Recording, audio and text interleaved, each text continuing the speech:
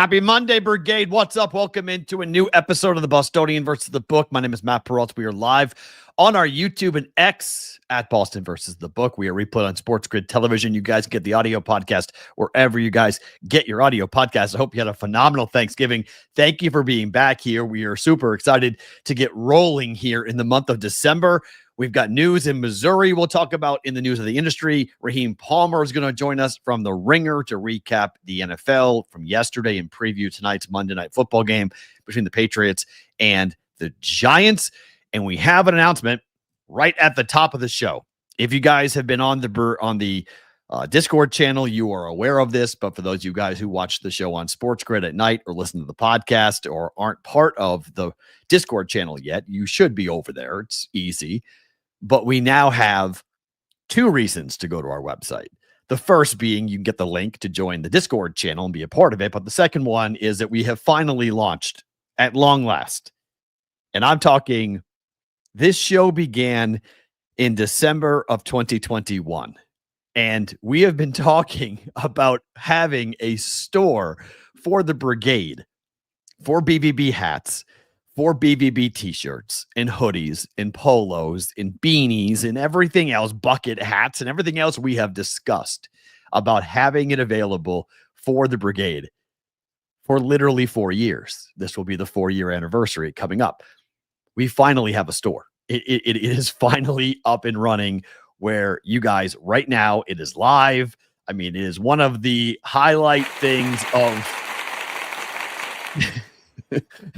the effort, the conversations, the arguments going back and forth as to what to do. This is what you will see when you go to the website, www.thebvbshow.com. Yes, the Discord channel link is there as well, but you will see that BVB shop link to go get official BVB merchandise to go and jump on and be a part and get it. So it has been a long time, but we finally have the store. It is Cyber Monday. You can go and shop and be a part of this. Additionally, okay, there are just traditional, typical BVB gear that's going to be there. That's going to be there for eternity now. Okay, it's just going to be part of the show. It's going to be part of our merchandise. We will add special runs, and we will we'll have unique hats and t-shirt sayings and things. Corbin and I will work together once we get past the first initial launch. Because for right now, for a limited time, we are going to do something for Dave, and more importantly for his 3 daughters for Christmas. Okay, we showed you this, I don't know, a week or two ago. Okay, but that is Dave's handwriting, always forward, never straight.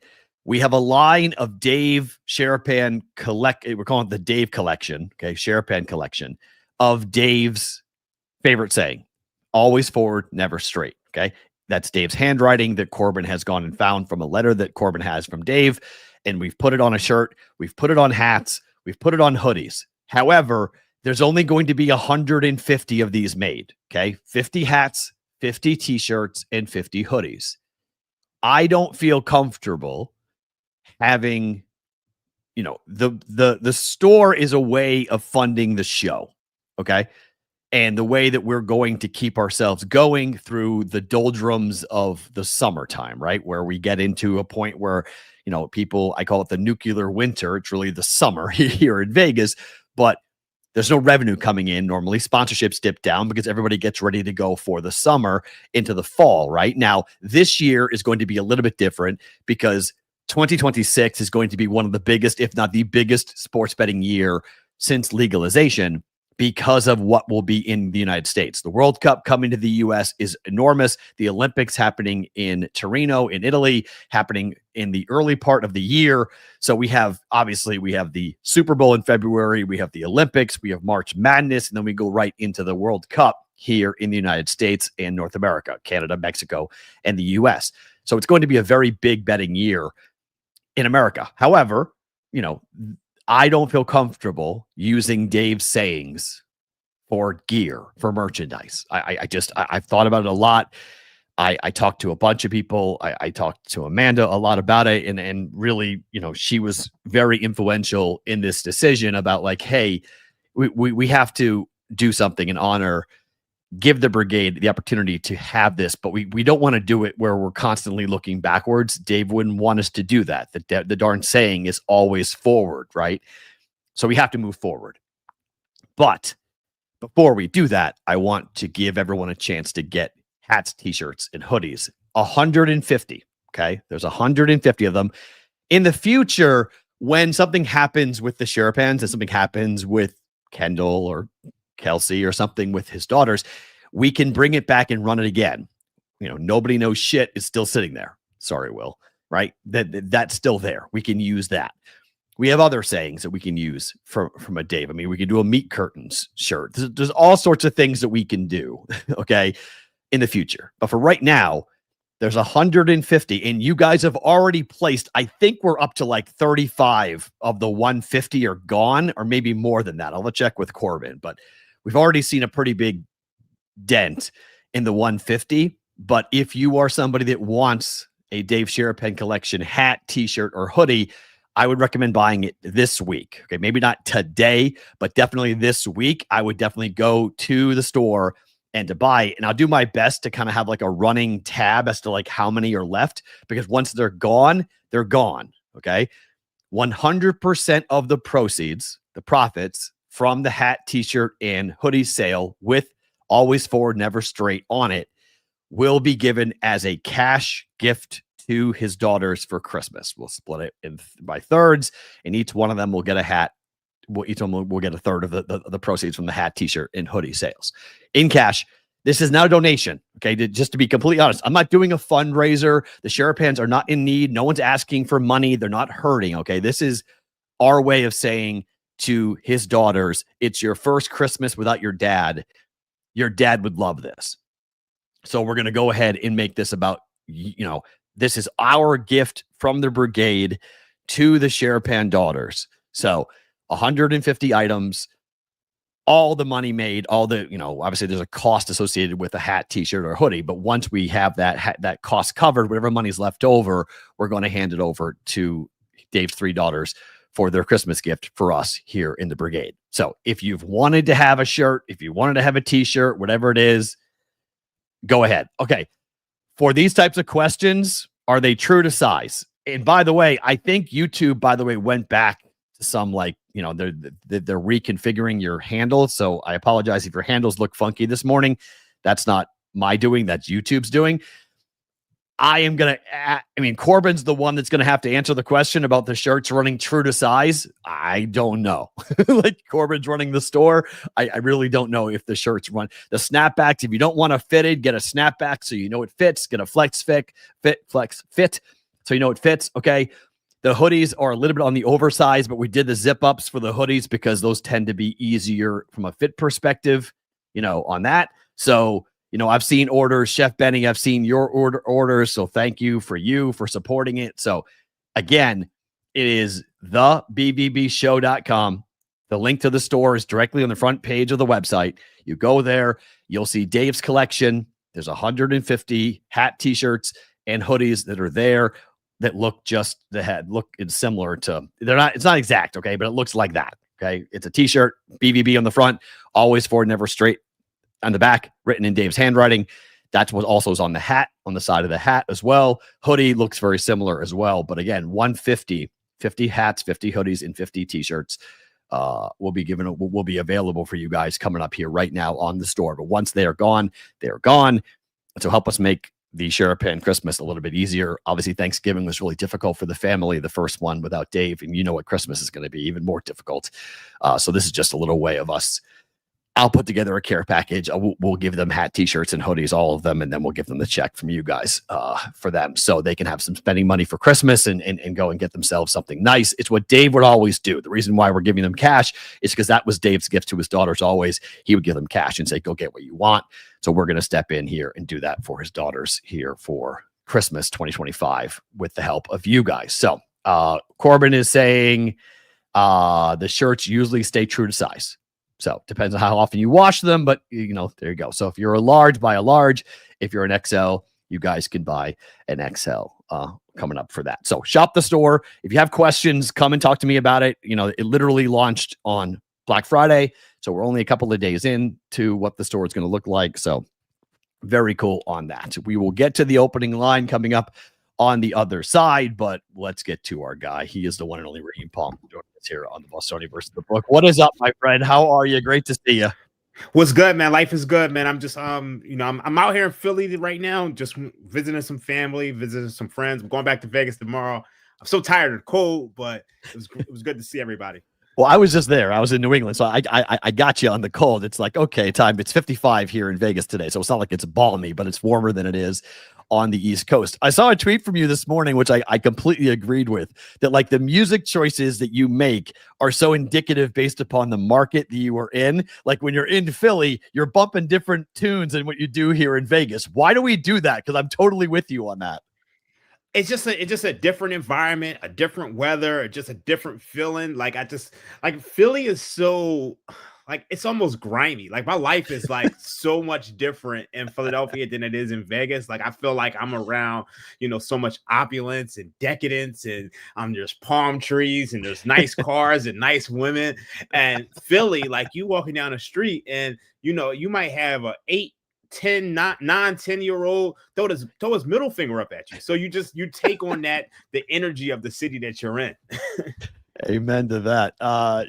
We saw a lot of rivalries over the weekend from a college football standpoint, where you saw a lot of middle fingers being tossed at people. So sports fans can definitely agree with that. We saw some games over the weekend in the NFL with some big rivalry games. I want to get your take on last night first, though, with the Denver Broncos, because Denver has now trailed in 9 consecutive games, and yet they've won all 9 of those games. That is the first time in NFL history we have seen a team do that.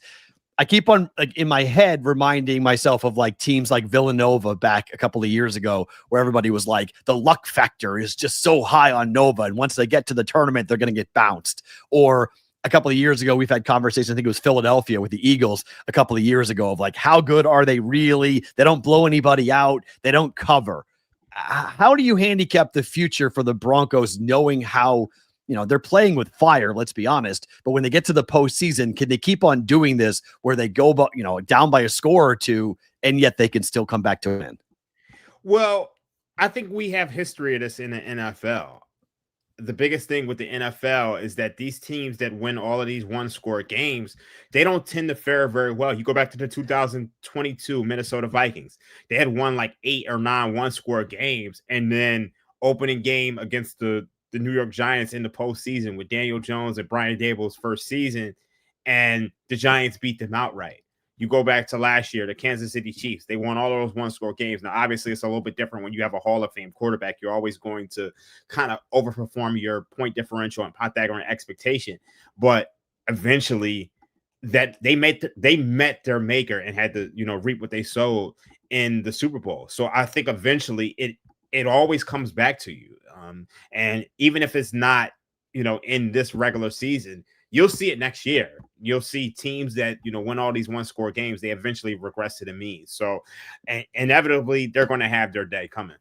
Well, look at KC, right? Last year set the record for the most one-score victories, and this year they can't win a one-score game to save their lives. So it all kind of it does come back to roost, if you will. And I'm not high on the Broncos unless they have the 1 seed and they play at home every game. I'm not high on the Broncos' ability to go on the road and win a road playoff game, given the way that they play. Like last night against the Washington Commanders, they won the game, but I mean, that was a playoff game. You kick the extra point, you go to overtime, and you keep on playing. You don't go for 2 necessarily in that moment. So who knows what may have happened. As a Patriot fan, I was cheering for the tie. I wanted to just tie that game. It would have been, from a tie-breaking perspective, it would have been better for the Patriots. But we got a guy who's in our chat, King of Car Seats, who was part of one of the 6 teams for the Grandissimo $100,000 win. So he had a hell of a week with all 6 of those teams going down for the Grandissimo. So he's part owner of one of the $1.1 million takedown that happened with that for King of Car Seats. But what'd you make of Black Friday, and what'd you make of an 0-4 Thanksgiving? Favorites go down, not just don't cover, they lose outright on Thanksgiving and Black Friday. Yeah, that was crazy to me because I'm obviously in the Circa contest, and a lot of times I find myself. I'm not the biggest trends better, but historically on Thanksgiving and Black Friday, favorites normally crush. Dominate. You look at the last 20 years, you're talking about 40 and 20 straight up. So this was like extremely shocking to me. And I had some favorites in my Circa contest, and then after the first two went down, I said, you know what, forget this. Just give me as much as I can on the Bengals money line. And it kind of just worked out for me. And then the one I wasn't really shocked by was the Eagles, because the Eagles had been playing with their food all year long. We know how bad the offense is. And I feel like, sometimes, NFL is such a small sample size sport that sometimes the models and the power ratings don't necessarily capture the strength of a team. And I look at the Chicago Bears. A lot of people laughed at me for this, but I say about 3-4 weeks ago, I said, give me the Bears at 9-1 to win the division, because I feel like this is a team that has a competent head coach. Caleb Williams is, you could say he plays out of structure and he's not very good, but Caleb Williams is improving, and they're able to run the ball. And even with all of those injuries on defense, they've still been, forcing the most turnovers in the NFL. So I took some Bears at 9-1 to win the division. And now I have an opportunity with them being first in the NFC. I can actually work off that position. I can take the Packers and, guarantee myself some profit. So I wasn't shocked by that. Staying with Thanksgiving and looking at the NFC East. So the Cowboys obviously now have a defense. They did not have one before the trade deadline. They've added 3 players off the IR, but also 2 trades. The 2 trade players have come in and really helped. What do you make of the Cowboys going forward? Because they need, frankly, they're going to need some help here to get into the postseason. They're most likely not going to catch the Eagles unless the bottom totally falls out of Philadelphia. Are the Cowboys a dangerous team if they make the playoffs in your mind? I think they're absolutely a dangerous team. And I think, I wouldn't rule out the bottom falling out for the Philadelphia Eagles.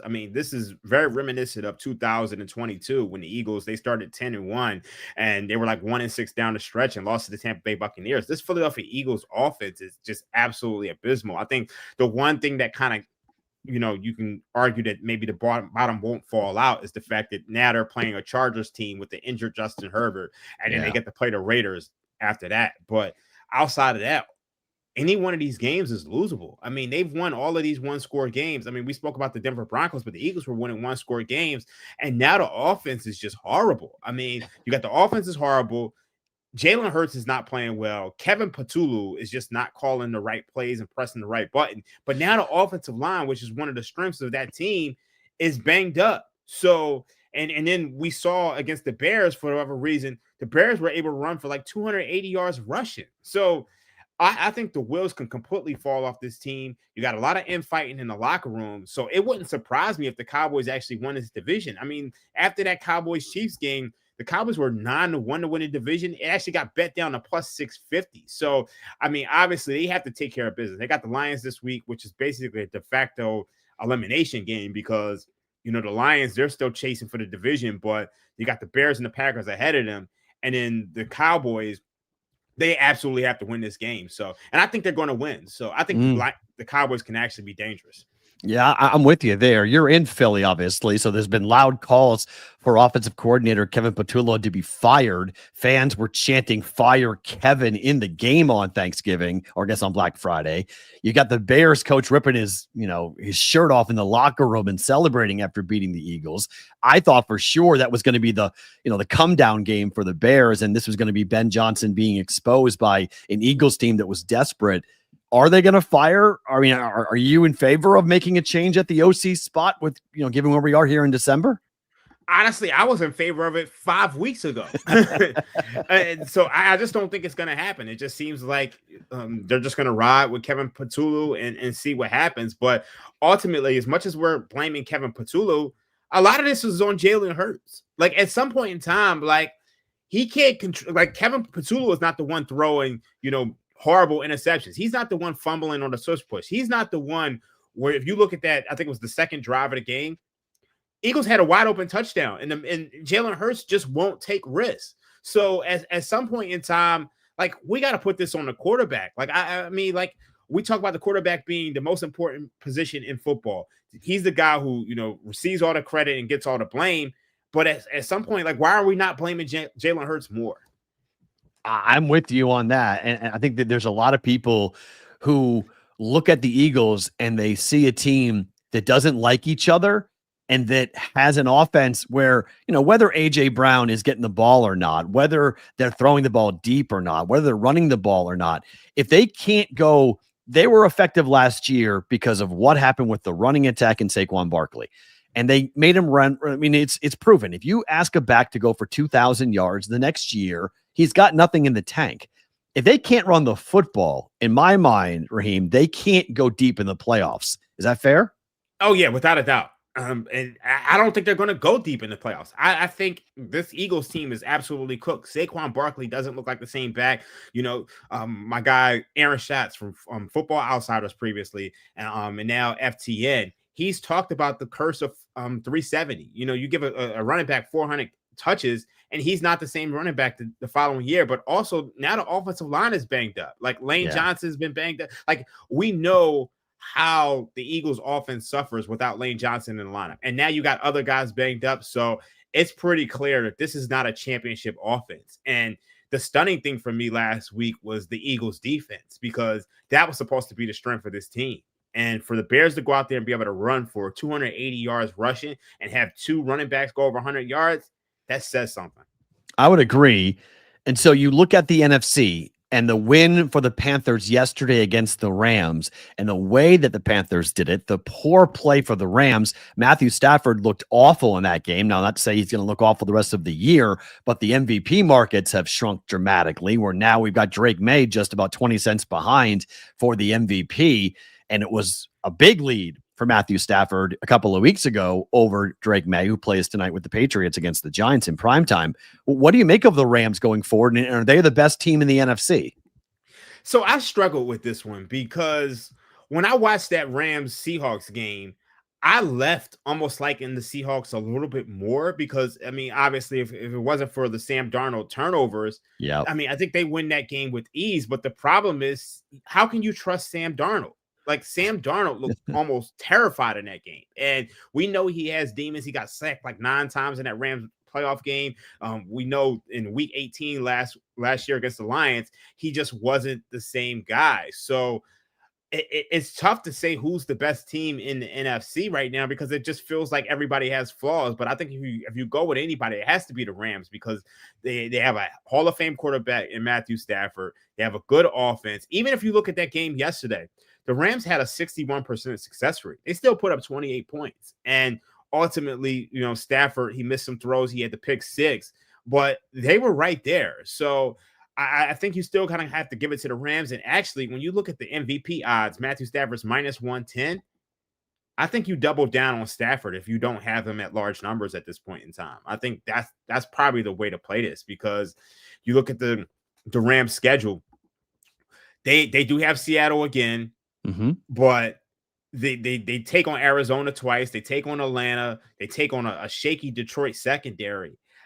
Well, Stafford never winning an MVP award, I think they want to give it to a guy who's never won it. I know Drake May is, playing tremendous, but like, Stafford has been in this league for such a long time. As long as he beats up on Arizona, Detroit, and Seattle, which is very likely, then I think it's his to win. So I think this is a time to buy on with them taking a dip last week. I love that take too, because the MVP market, it's voted on by human beings. So even though you might say, well, Drake May might play out because the schedule is easier for the Patriots, he's in prime time tonight, I think you're right. I think the writers want to give Matthew Stafford the MVP because of the career he has had, and he's won a championship, but he doesn't have that MVP on this mantle. I'm with you. I think they're looking to give it to Matthew Stafford this coming year. Let's talk about tonight. Patriots and the Giants. Obviously, the Patriots need to win to keep pace with what happened last night with the Broncos, but the Patriots at home, and they're banged up. They're starting left tackle, left guard out. The center now has an illness. He's questionable for the game here. Drake May might be running for his life against a pretty good Giants pass rush. Patriots by 7 or 7.5. Where are you at on the game tonight? You're going to hate me for this, but give me the Giants plus 7.5, and then give me I don't hate you at all for it. I think that's the side. I think the Giants are the side tonight. I do. Yeah, I think you have to take the Giants here. And the thing is, you mentioned the offensive line. The one thing that we know the Giants can do on defense is they can rush the passer. And unfortunately for the New England Patriots, they don't have a great run game. The Giants are giving up 157 rushing yards per game. And the Lions obviously had Jahmyr Gibbs to be able to take advantage of that. But I don't trust the Patriots to be able to run the ball effectively. That's where I disagree with you. Interesting. Okay. I think Trayvon Henderson and I think his ability to catch the ball in the backfield, but also his ability to run and get the football. I think Henderson's a big game today. I think the running game for the Patriots is going to be the difference in the game. I just don't think, I think the number's too heavy. I think the Patriots win the game, but I don't think they lose. I think they beat the Giants, but I think it's like a 28-24 type of game here. I think Jackson Dart's going to play well. I think the Patriots defense is going to give up some points. I like the over. My favorite play in the game is over 46.5. I think, but I would rather, if I was a Giants fan, I'd rather see Jameis Winston play tonight. Just take advantage of some of the big play opportunities and then throw the kitchen sink at the Patriots. Do what they did against the Lions. Just throw everything out. It's prime time. Go have fun. Go enjoy yourself. I mean, you got an interim coaching staff anyway. So just go ahead and have some fun with it. But that's my thing. If I'm a Giant fan, I would rather, why are you playing Jackson Dart? Development, I guess, yes. But I think you have a chance of winning more the game with Jameis out there. But I think the Giants cover. I think the Patriots win. See, I think the Giants are going to win this game outright. Wow! Yeah, I think the biggest thing is that the Giants have had leads in 7 games in the second half, and they're 5 10-point leads in the fourth quarter, and they've lost them all. So now you trust them to hold on to a lead. At some point, it just has to. I mean, we spoke about earlier about those teams, those one-score games. There has to be some regression to the mean. I think this is the perfect spot to do so, just because the Patriots have won 9 in a row. They won 9 in a row, and then you look at the last 4 games; they've been kind of somewhat shaky. I mean, you look at the game against Atlanta; they came out, playing really well, and then let Atlanta back in the game. The Bucs was probably their game to win the whole time, but I didn't really like how they played against the Jets. I think the Jets they let the Jets stay in that game a little bit, and then obviously the Jets are playing hard. I backed the Jets last night. It was +3. I was all over the Jets. The Jets are playing hard. Yeah, they are playing hard. They're not laying down. They're undermanned, but they're at least playing hard. I mean, that was my favorite bet yesterday, was taking the Jets plus the points at home. Home dogs in the NFL in November, December is a good way of cashing and getting to the window quite consistently. So you want to give me points with the Jets at home, that's fine. I'm with you on the Patriots not playing great, and the injuries are definitely catching up with them. But it is Drake May, and it is that Giants defense is pretty bad. That's the problem. Their pass rush is decent, but that's where Drake May can run all over them. And I don't mind a Drake May over. I think it's 27.5 rushing yards for Drake May tonight. I don't mind him going ahead and doing that. I'll say this: if he blows out the Giants in prime time, you're going to see the MVP odds flip. Oh, yeah, without a doubt. Drake May will be the MVP leader tomorrow morning if he blows out the Giants tonight. I'll say this. Y'all are losing one of the next 2 games. Well, it's the Bills after the bye. I mean, the Patriots play this game on primetime Monday night. They don't play next week. They have the bye. Then they play at home against the Bills, and then they go to the Ravens to play Baltimore. And look, I wanted the Bills to lose that game desperately yesterday against the Steelers because it would have made the game in 2 weeks irrelevant. Well, that game's going to be very relevant now because the Patriots, if you're right, and they lose this game tonight, that game in 2 weeks is huge for the division. Yeah. And I mean, it's weird. So I handicap NFL. I obviously have a model. Obviously, I look at the stats, but then sometimes I do think about, the NFL is such a weird sport, where you'll see. And I hate to say that there's a fix on it. Just say it. Just say it. I hate to say, but true. But you look at that. You look at that Houston game yesterday. Yep, absolutely. And it's kind of it's almost like there's an A side and there's a B side, similar to boxing, to where it's like the NFL wants to keep us interested. So I think about things like that, and it doesn't totally impact my handicapping. But I'll say, what team does the NFL want? What team is the NFL leaning towards? And it's just they want that Bills Patriots game to mean something. And this is kind of I won't say it's a look ahead spot, but that's the game. To me, the Bills Patriots. So I 100%. Think this is a spot where the Patriots could kind of get caught slipping. I'm not thinking you're wrong at all. And I mean, you can say the narrative because it exists, and it's why you better be real careful with the Chiefs the rest of the way, because the NFL, without Patrick Mahomes, without Kelsey, without Taylor Swift, without them in the playoffs, that is not good for business for the NFL. So be careful with the KC Chiefs in terms of the way we saw it last night. I mean, the calls last night were horrific. That were like, what are we doing? Like, you basically felt like they're trying to make sure the Broncos won that game with some of the calls that were being made. So, like, I think you're onto something. We can say it. The NFL looks out for its own butt all the time. Is it right? Definitely. No. Is it true? Yes. It may not be great, but it is true. All right. You have the Giants tonight. I think the Patriots win, but the Giants cover. Any thoughts on the total? I like over 46.5. Yeah, I will lean towards over 46, but the only thing keeping me off of it is the Patriots offensive line issues. Like, I don't know really what to expect from that. That's the only thing keeping me off of it. But I mean, the Patriots are so explosive that it's tough to take an under on a Patriots game. Yeah, and frankly, I think their defense gives up points too. I mean, look at how the Patriots have played. I think they give up points. Raheem, you're the best, my friend. Where can folks find you and find your stuff? You can find me on Twitter. I am Rostradamus. If you're you can also check me on Spotify, YouTube, FanDuel Sports Network. We have the Sunday NFL pregame show on Sundays. We also have a show on Mondays and Thursdays. You can catch me on the Ringer. So check me out. Absolutely. Good stuff, my friend. Be well. We'll talk soon. All right. All right. Thank you.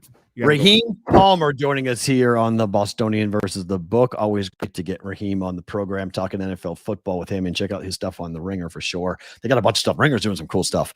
Think they've got the Netflix stuff coming down the pike. I didn't want to ask him because I don't think he can talk about it yet, but they got some cool stuff coming down. We saw some announcements for that. So good stuff with Raheem. We have not talked about my 5 favorite things from the weekend because we talked about the store and then Raheem popped on in. So let's get into it. It is the opening line. It's different because Huel will be back. They told me that this morning, but Huel's not there now.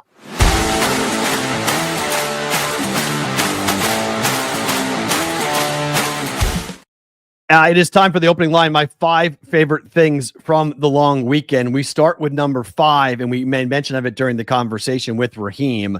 0-4 straight up on Thanksgiving and Black Friday for favorites. It just goes to show you that as you go into any type of Survivor contest or any type of betting contest, and you go, all right, I got to make sure I keep my teams that I want for Thanksgiving. How many times did we talk about that? Did we hear that going into Circa Survivor, an $18+ million contest? You had to keep the Chiefs. You had to keep, a Ravens team. You had to keep the Eagles. You had to keep that team available. Well, it didn't matter because it all went to hell. The Eagles, the Ravens, the Chiefs, the Lions, they all lost. No matter who you kept, no matter who you were going to ride with up until Thanksgiving, 851 entries remained. They got to Thanksgiving. They got to the point where you had to get to. The whole thing was get to Thanksgiving.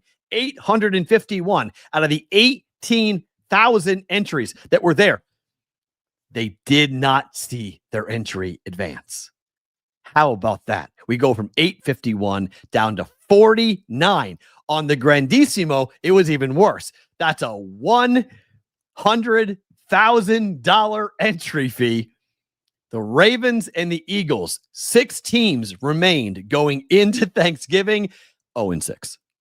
0-6. So what did they do? They split $1.1 million. 6-way chop. It didn't even have to go to like a conversation. It was a natural chop.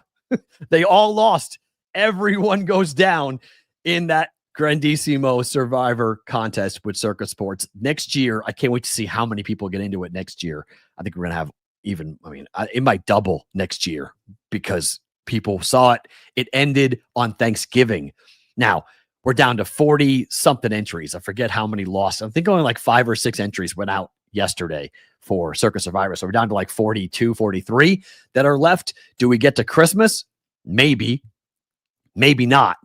Unfortunately, our guy, Adam Bjorn, he is out from Circa Survivor. We're down to just... And if you're live, by the way, if you have an entry that's still alive in the Circa Survivor contest, contact me. I want to talk to you. I want to put you on the show. Let's talk about what's going on. If you're in the brigade and you're either a part of a team or you have an entry available for Circa Survivor, come have a conversation. I would love to bring you on the program to talk about what's going on, because congrats to King of Car Seats. We're down to 150. Really? What do you mean 150? What? It should be, no, it's 40, maybe 40. But I think we're over 40 who are left in the Circa Survivor left. But congrats to King of Car Seats for being a part of one of the Grandissimo teams, splitting $1.1 million, $100,000 entry. You 10x your money. That's tremendous. that's absolutely tremendous. Oh, how many? 150 next year? Yeah, it could triple. Sure, absolutely, it could triple. I mean, remember when Derek Stevens came on the show in August when we were live from Circa? Derek had said he was hoping just to get to the overlay, and he passed that before we even got to the Ultimate Football Contest weekend. They had already hit what he had hoped from the number for entries for the Grandissimo guarantee. So now we just blew past it. We got 6.8 million in the pool. So it's, who knows? We might wind up with 10 million, 20 million, depending on how it is. It's a smaller number. 100,000. If you don't want to mess with the $1,000 entry, and if you have 10 entries in the main pool, in the main Survivor, well, you can be part of, if you can find it, or if you have it, if you're able to put up 100,000 for a football Survivor contest, well, guess what? You're going to have a much smaller prize pool. And I think the fact that it ended on Thanksgiving will make people excited about the opportunity to be in it next year, because there's a real chance to cash. So it's really hard when you got 18,000 plus entries for a Survivor contest. It's really hard, just like Circa Millions. It's really hard to win that, just given the sheer number of people who are entered into the contest. So now you're raising the stakes, but you're shortening you're condensing the number of entries and making it much smaller and much more palatable. So yeah, I think that's possible. It could triple next year to have 150 entries in it. In particular, King of Car Seats, when folks like you, where human beings go, wait, I know somebody who just cashed in that helps. It's the same thing that happened with Damon Graham, the barista from Starbucks, who took down the Westgate Super Contest. Once you can put a name, a face to a win in these contests, it just blows up. It gets huge. Look how many people on Twitter ride their Circa contest entries or their Circa Million entries, on their Twitter accounts, and they go ahead and become Twitter famous because of it, right? I mean, Potato Kanish is the guy in the Circa Survivor right now who was on pace to, he had an okay week this week, but he was on pace to set the record for the greatest percentage of victory of winning picks in the history of Circa Millions. And people started to get to know him, and his Twitter account went from like 200 or 300 to like 2,000 or 3,000. Like, people are now paying attention to what he is doing. So that's how this contest grows, and that's how people's personas grow in the betting space, in the contest community space. Number 4, Michigan. Yikes. Michigan players fought harder to protect the logo from being jumped on by Ohio State people than they did in the game itself. Like, that second half was embarrassing for Michigan. Absolutely embarrassing. Ohio State thought about it, and then Michigan players got all over the block M, and they would not allow the planting of the flag like Michigan had done at the Big House in Columbus. It was not going to be allowed, or sorry, at the Horseshoe, at the Horseshoe was not going to be allowed to be done. But I was dead wrong about Michigan. I really had high hopes. I really did. I was on them. I was on Michigan going into the year. I thought they could run the table. I was on Michigan to win the Big Ten. I was on Michigan to be a legitimate championship contending football team. And they let me down every step of the way, including the only bet I got wrong on Saturday was Michigan plus 10.5. I thought they can keep the game close. I thought they would lose. I didn't think they would get blown out, and they got blown out. That was, if I'm a Michigan person, I'm extremely frustrated with that. I mean, even more so at what happened after the game. The fact that those guys fought, they showed all their fight. They showed all their moxie when the game was over to make sure that Ohio State couldn't desecrate their logo. How about worrying about the game more than that? Number 3 for my 5 favorite things of the weekend. Somebody said this became a free hot dog thing. Ben Johnson ripping off the jersey, ripping off the shirt post game after beating the Eagles Ben Johnson goes topless. This was for free hot dogs at a wiener shop. Is this true? Is that what happened? Because I love the fact that he did that. I love the fact that he's going to be that type of coach. I love the fact that, one, the guy works out a ton, right? He's a coach that actually wants to be in shape. Like, Andy Reid's all fine and good, but like, I don't want my coach to be a blueberry. Like, I don't want him to look like something that he's out of Willy Wonka.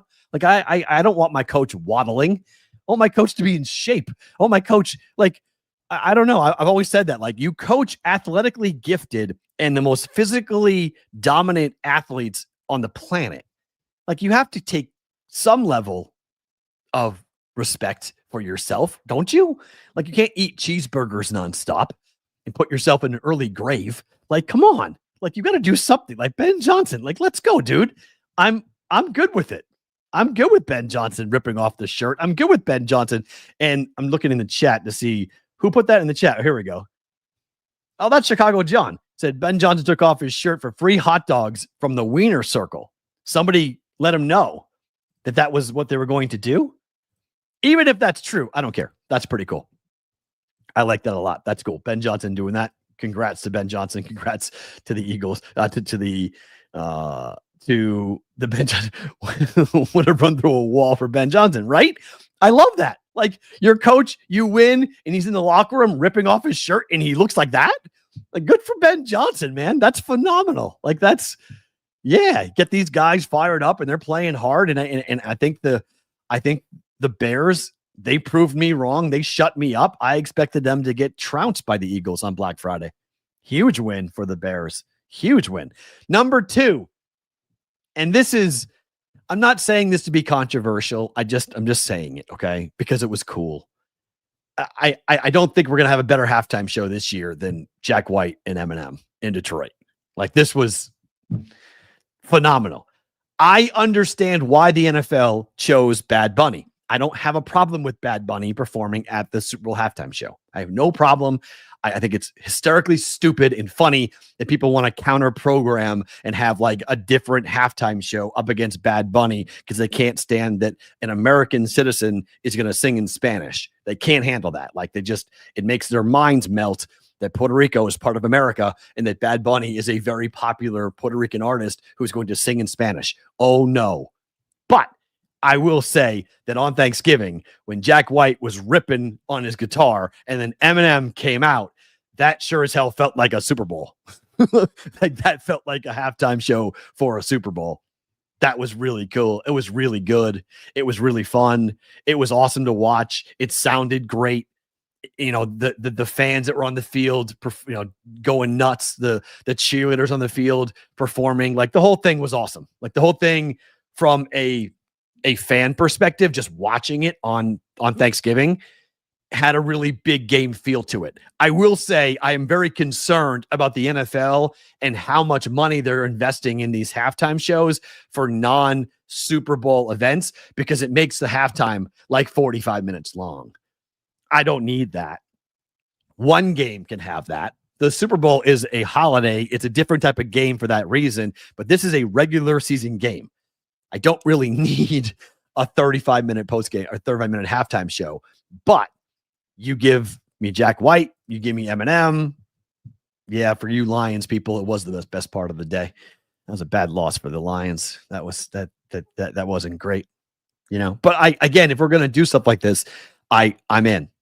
I'm in on it. That was awesome. And number 1, my favorite thing for the weekend, Lane Kiffin still does not get it. He doesn't get it. He actually thought that he could stay at Ole Miss to coach in the playoffs. And when they told him he couldn't, he threatened them by saying, I'm going to take all of my coaches and all of my players and leave and go to LSU. Lane Kiffin went to social media and tried to explain himself, talking about the decision he made to go to LSU, which, by the way, is a massive contract that they gave him. It's a 7-year, $91 million contract. It has a huge buyout with no offset clauses. 80% of the contract must be paid out if he gets fired at LSU. So much for the governor stepping in, saying we're going to be, fiscally sound and we're going to be more careful with the taxpayers' money. But he was saying, I was hoping to complete a historic 6-season run with this team by leading Ole Miss through the playoffs, capitalizing on our team's incredible success and their commitment to finish strong and investing everything into a playoff run with guardrails in place to protect the program in any areas of concern. The hell's a guardrail, Lane? My request to do so was denied by Keith Carter, who runs Ole Miss, despite the team also asking him to do so to keep me coaching them so we could better maintain their high level of performance. Unfortunately, that means Friday's Egg Bowl was my last game coaching the Rebels.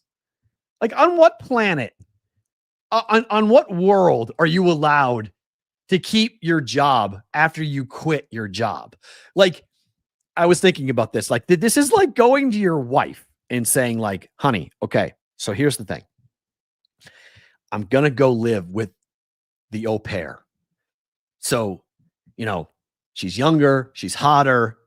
I'm going to go live, but like, let's just stay together for Christmas. So I'm going to live here through the holidays. So for the next month, for the month of December, we're going to act like nothing's changed. And we're going to live and act and breathe in front of the kids and in front of our friends. We're going to go to the Christmas parties. We're going to go and act like we're completely together and everything is fine. And then, like, I'm going to go and go be with the au pair. Like, how does the wife handle that conversation? Does she say, like, yeah, honey, I understand entirely. Like, you got to do what's best for you. And if you think that you and her are meant to be and our family is no longer where you want to be, bless you. Best of luck. Like, that's not reality. That's not logic, Lane. No one's going to let you coach after you take the LSU job and you're moving to an in-conference rival. You're moving up in the world. You're taking the LSU job for a monster contract, and we're just going to let you build your resume by going and coaching, even if you made the guardrails of, I can't take any player from here. I can't take any coach from here, and I'm going to leave the Ole Miss program intact when I leave. You're still on national TV recruiting through the television set like crazy because you're playing in the college football playoff. So, like, on what world would LSU or would Ole Miss ever allow you to take the LSU job and stay as the coach of Ole Miss? It doesn't make any sense. Like, Lane is on a different level. Like, he's on a different plane than if you think Ole Miss is not going to have a serious emotional reaction to tell you to get your stuff and get the hell out of Oxford. And then be sort of like stunned by it and be like, I can't believe you're telling me this. I can't. So, okay, fine. I'm taking everyone then. Like you saying to the soon to be ex-wife, I'm taking the car. I'm taking the pets. I'm taking the TV. I'm taking everything and I'm walking out.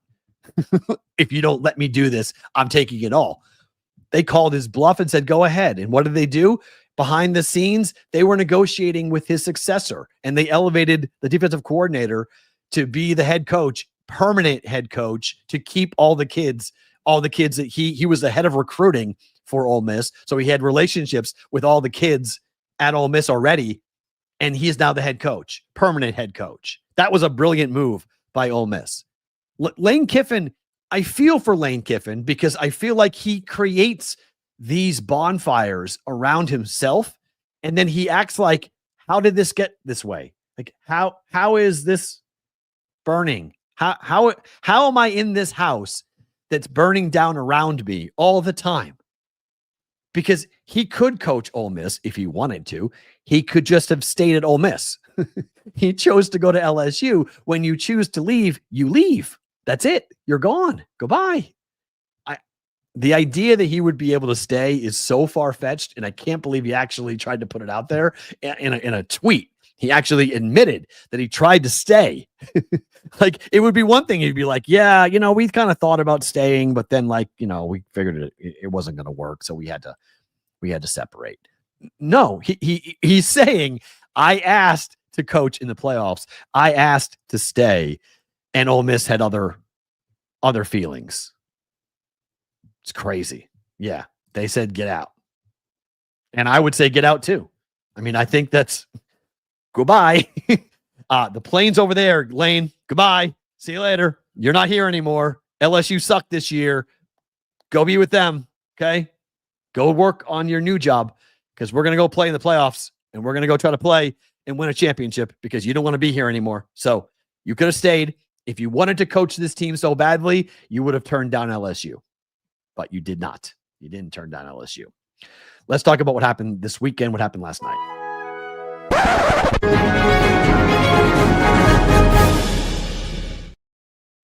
So we talked to Raheem about this, but the Broncos trailed for their 9th straight time in a row, yet they came back to win. That is an NFL record, and the Broncos better be the 1 seed. All right? They better be. And there's been this argument as to if the Patriots win out and they're 15-2, and the Broncos win out and they're 15-2, who would be the 1 seed?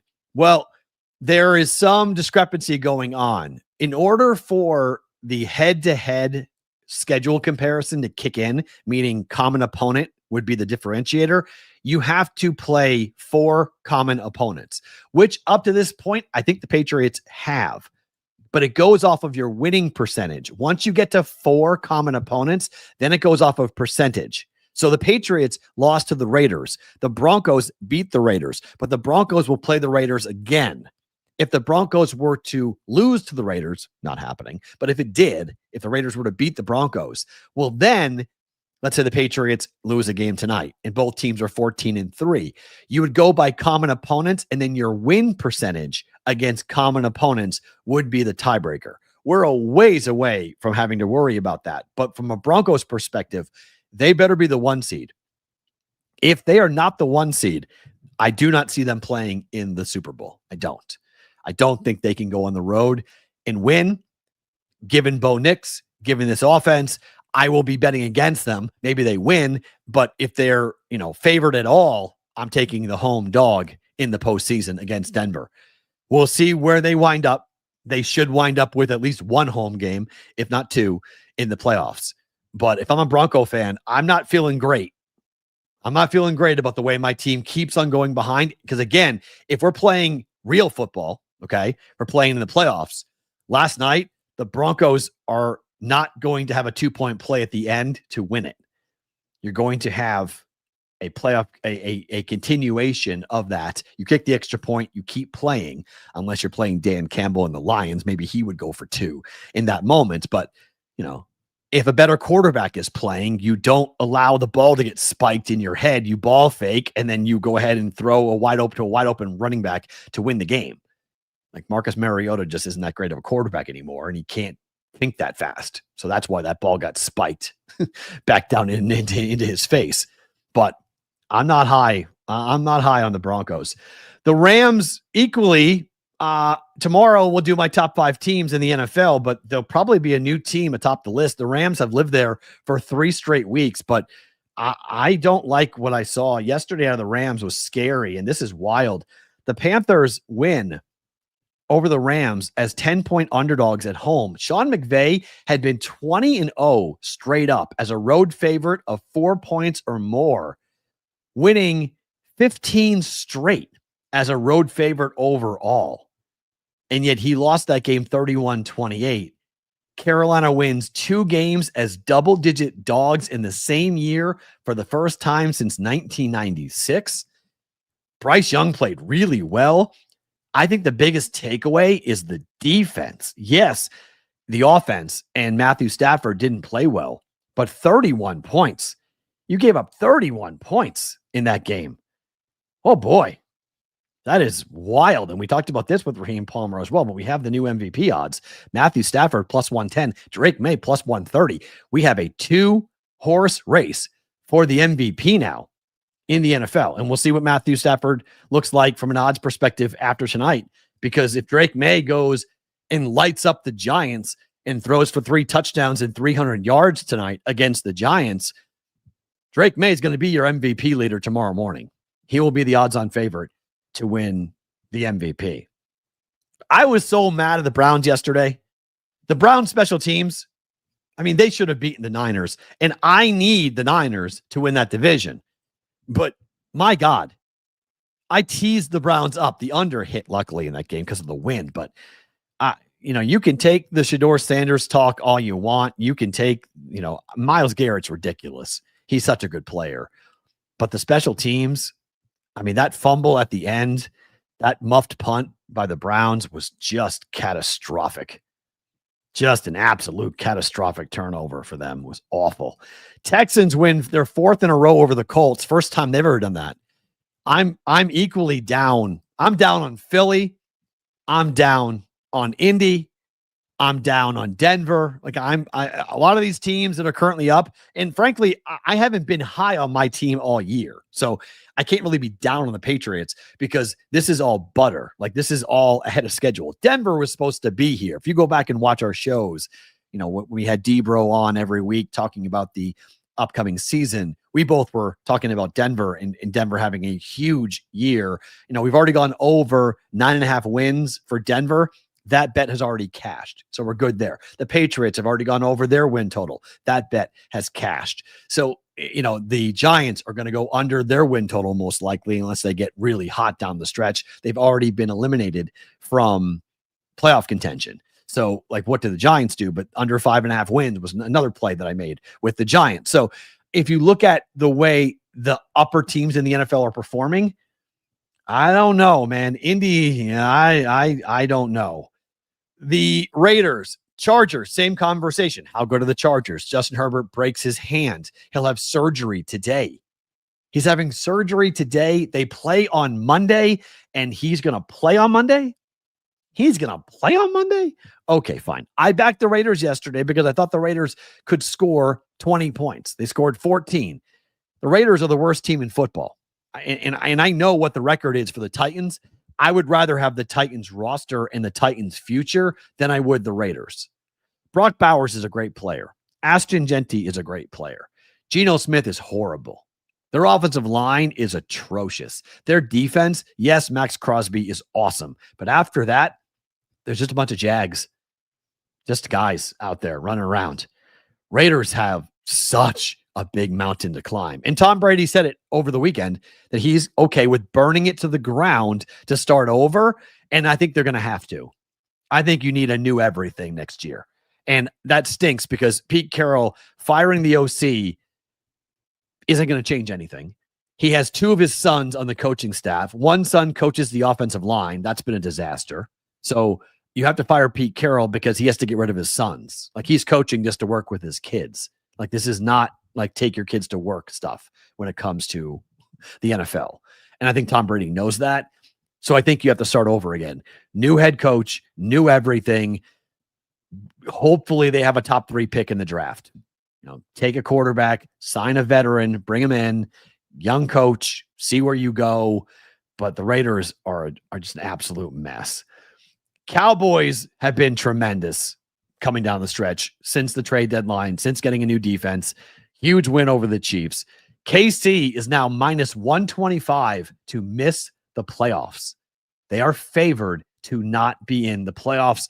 And I will say it. I said it to Raheem, and I'll say it to you guys. You got to be careful betting against the Chiefs the rest of the way.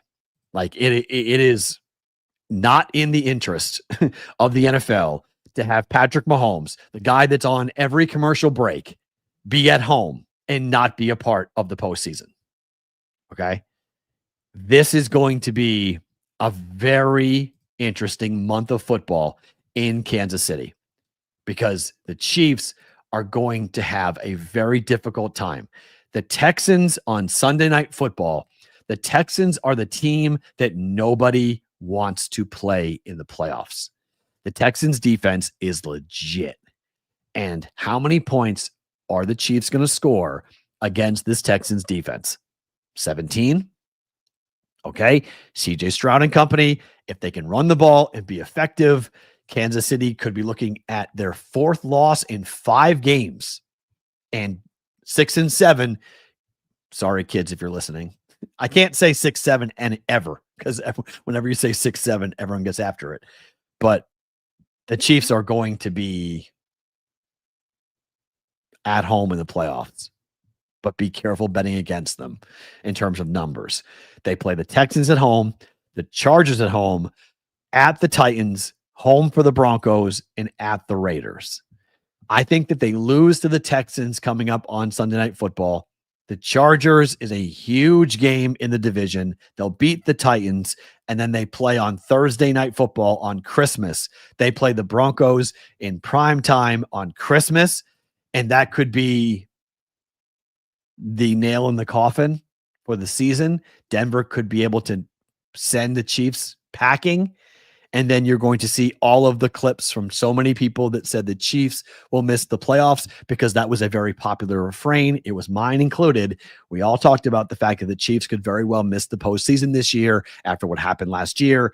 And there's a lot of people that would be like, whoa, KC missed the playoffs in the prime of Patrick Mahomes' career. Mahomes being the same year right now that Tom Brady was, when Tom Brady went 18-1, had a perfect regular season, lost to the Giants in the Super Bowl. They play the Giants tonight, by the way, but just saying. If you guys are watching live, don't move. We got just the picks and other things, including news of the industry, to get to in bonus time. If you are watching on the replay on Sports Grid, thank you for being here. We're back tomorrow, same time, same place on Sports Grid replay, 10 p.m. Pacific time each and every weeknight. For the rest of you guys, bonus time starts now.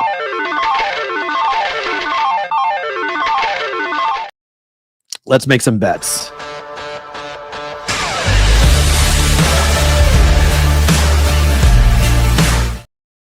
All right, just the picks being presented by the Prop Bet Cheat Sheet. You guys can go and check out the Prop Bet Cheat Sheet for tonight on Betting Pros, the app, and bettingpros.com/props. Daily prop bet value rankings based on projections. Prop Bet Cheat Sheet gives you the best value plays for major passing, rushing, and receiving stat categories, including tonight's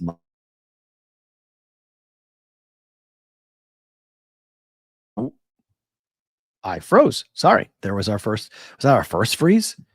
I don't know. That might have been our first freeze. Don't know. For tonight, I'm going over 46.5. Patriots and the Giants. 4 of the last 5 games for the Giants have gone over. Patriots have major issues with their offensive line. That could lead to strip sacks and fumbles by Drake May, short fields for Jackson Dart. I think the Giants are live here at +7.5. If you can find a 7.5 in the market, I like it a lot.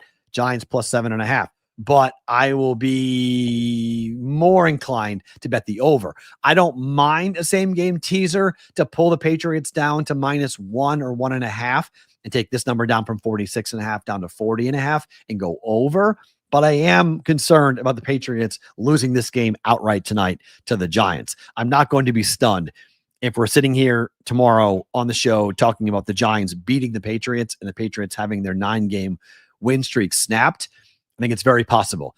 I think it's a very similar game to what happened against Atlanta for the Patriots. Raheem brought the Atlanta game up. I think that's very similar. The Patriots made enough plays to win the game, but they were 7-point favorites to Atlanta and did not cover. I think there is a very real possibility for this to happen. And JPC, I mean, I'm not saying that they can't lose tonight.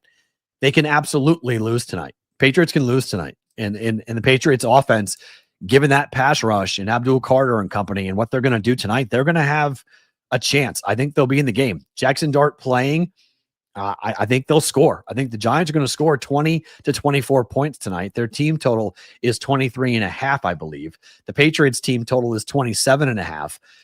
I just think we see like a 30 to 24 type game, 28-24 type game, and the game goes over. So my favorite play of the game is over 46.5, but I do think you can same game tease it, and I'm not going to guarantee a Patriot victory. Like, be careful about money line parlays with the Patriots tonight. This is one of those games in prime time where I think that the Giants will have something for the Patriots tonight. And I don't think it, I hope I'm wrong. I hope it's an absolute blowout and the Patriots get, just destroy the Giants. I just don't think that's going to happen tonight. I think we're in for a good game. I think we're in for a dogfight tonight. There is a prop bet that I like for this game tonight, though. I do think there's a chance for the Patriots to take advantage of that poor run defense.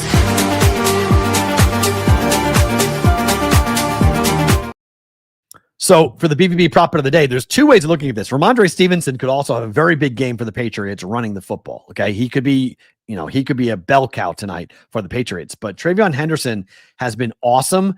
And I'm going to bet over 82.5 rushing and receiving yards for Travion Henderson, because I think in the screen game, and I think him running the football between the tackles, he's had a couple of monster games for the Patriots in the last month. In one game in the last 150 he had against Tampa, he had 150 yards rushing, but just 150 for this, or no, sorry, 150 rushing and receiving for the game against Tampa. I think he'll have a big game today. I think Travion Henderson for the Patriots, anytime touchdown for him. Also, I think that's possible, but I like Henderson rushing and receiving over 82.5 yards for tonight. I hope you're right, JPC, but I'm not as confident as you are with the Patriots tonight against the Giants. I hope I'm there. It would be awesome. Sorry. Now he tells me you need the Pats for a 14 money line parlay. Sorry. I wouldn't have, just like how I wouldn't have used the Broncos last night. And if you had asked me about using the Broncos in a money line parlay, I would have told you no. And people thought I was crazy. I bet on the Jets, the Commanders, and the Raiders yesterday. Okay. I went 2-1 doing so. And the Raiders, frankly, should have covered that 10.5 points, but they're the Raiders. So they stink. And they're the worst team in football, like I mentioned. So that's why they didn't cover. That's the last time I'll back the Raiders in 2025. I won't bet on them. Like, I'm done. I'm done betting on the Raiders. But I like Henderson tonight. I think you might get there. Someone's asking about fantasy points. You need Anthony needs 46 out of Drake. Maybe. Want to take the Giants up. I don't mind that, okay? But I thought about doing that, take the Giants and make them up to 13. But if the Patriots do win, I think there's the blowout potential. Like, it's there. The Patriots winning by 14 or more points is there. So, again, I don't mind teasing the Patriots down. I don't mind teasing the Giants up. But we're making it more difficult on ourselves versus just taking the over. So I think the easiest way to play it is just play the over. Don't pay the juice. If we're wrong, it's -110 versus -130, 35, 40, depending on what your book charges you for teasers. Shop around, get the best price, obviously. But, gone are the days of a -120 teaser. 4 years ago, I was paying -120 to be able to move numbers. It was awesome. But that's just not. Yeah, JPC, this is what I would recommend doing. Pull the Pats down, pull the total down, go over. Yes. So it's -1 for the Patriots, over 40.5. Yes, that's one way of doing it. Or just bet the over and not have to worry about the side, which is kind of where I am. Don't worry about the side. News of the industry. It's a big day today. Countdown day, big day, December the 1st.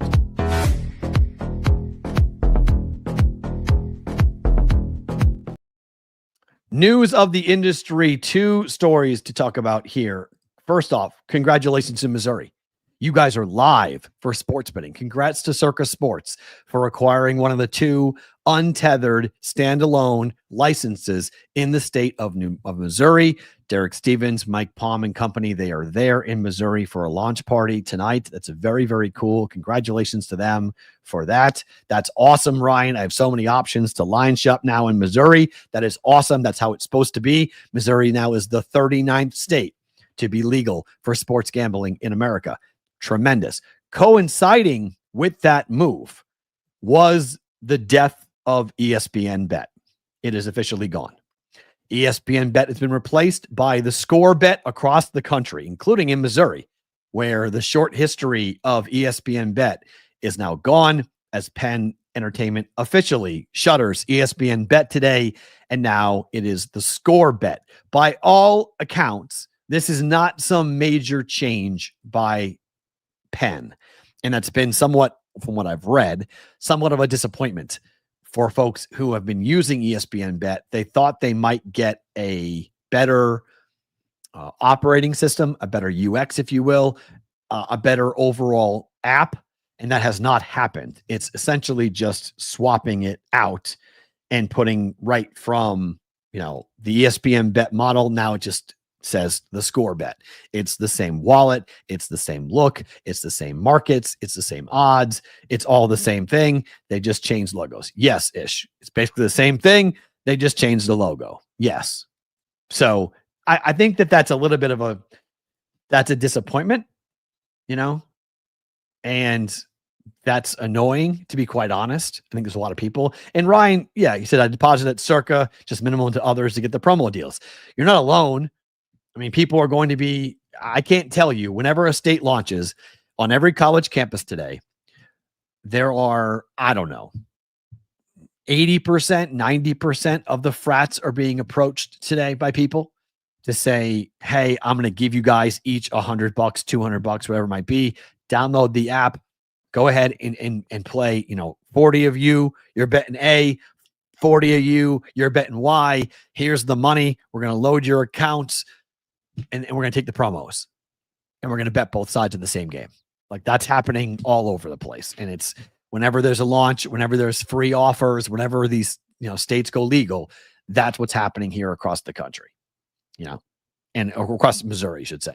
And there's two major metropolitan areas with a gigantic college town in between, with KC and St. Louis and Columbia being in the middle. So it's a big state. I mean, it's a big state. It's a big gambling state. It's a big state for the Lake of the Ozarks. So you got a big, summertime people flying in.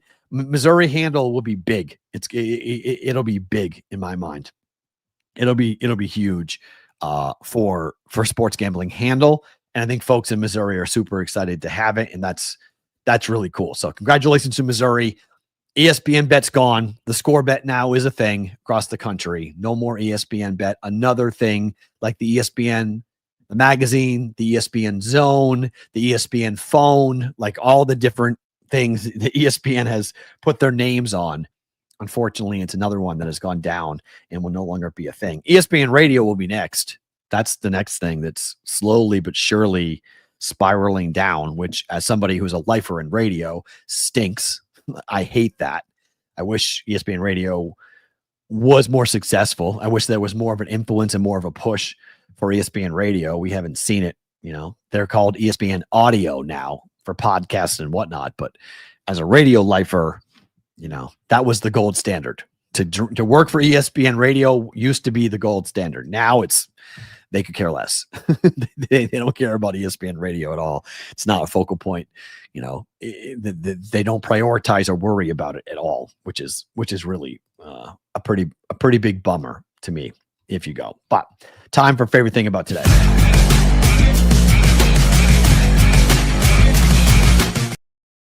Favorite thing about today for me, and this is so just like a selfish thing.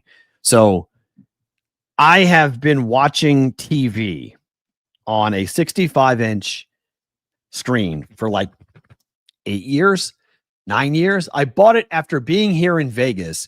I bought it. At the time, it was a 65-inch TV. It was a big deal. 9 years ago, a 65-inch TV was a big TV. It's like, wow, 65 inches. I have not upgraded, and I have a bunch of like other small, like 60-inch TVs around the house. I've got, I don't know, 1, 2, 3, 4. I have 4 TVs in my house. But the main TV, the living room TV, the one that I watch all NFL football on and everything else, is this 165-inch television set. I just got the phone call. They're going to be here between 12:30 and 1:30 to install my new 85-inch television set. I have not had an 85-inch. I've not experienced. I haven't had 4K. I haven't had a 4K TV in my life. This is like such first world problems, but Best Buy did, free plug for Best Buy. Best Buy did their pre-Black Friday sales. And so I walked in, I got a screaming deal on an 85-inch television. And this thing's going to be delivered in an hour to my house. And my TV upstairs, it says it's 1080p, but I believe it's 720. I firmly believe, because I stream everything on YouTube TV, that in the Sunday Ticket, like, you cannot convince me that I've been watching things in 1080p for the better part of 5 years. Like, no way. Absolutely not even close. You want Eric, you want my TV? I'll just give it to you. I'm not going to charge you anything. It's really old. I wouldn't want it. If you want it, you can have it. Like, literally, Eric, if you want to come to my house and get the TV, you can get the TV. I'll give it to you. I won't charge you a dime. Just come get it. Get it out of my house. It's going to be sitting in my I actually don't even know, probably my garage. I don't even know where I'm going to put it. I need to get a truck and then go throw it away at the dump. But if you want it, it's yours. 100%. You can have that TV. So favorite thing about today, I get to upgrade to actually be living in the modern world of having an 85-inch TV set, considering I watch TV more than any human being probably should watch TV. And I get to watch the Patriots and the Giants tonight on an 85-inch screen. I'm super excited. I'm super, super excited. Favorite thing about today by far is that. Guys, thanks for being here. I appreciate each and every one of you. Again, the store is live. If you guys haven't, you missed any part of it, the BVB store is officially up, thebvbshow.com. Go to the website, main, click right in front, click on it. You guys can be sent to the store to go and shop for whatever you want here on Cyber Monday. And we are doing the Sherapan collection, the Dave collection, for 50 hats, 50 t-shirts, 50 hoodies. Once they're gone, they're gone. 100% of those proceeds that will be given to Dave's daughter for Christmas, so they can go buy whatever they want for Christmas. So it's our way of saying, here is Dave saying always forward, never straight. The rest of the gear on there doesn't say that. Only the Dave collection says always forward, never straight. So if you want a hat, hoodie, or sweatshirt for that, if you just want a plain hat that just says BVB on it, those are available. Hoodies, beanies, golf shirts, bucket hats. We got it all for you. Go to thebvbshow.com right now to go shopping for the BVB store. Thank you to Corbin for doing all of that. We are back tomorrow on a Tuesday. We'll go over my top five teams in the NFL, watch the Patriots and the Giants, and recap it all coming up on a Tuesday. Bostonian versus the Book.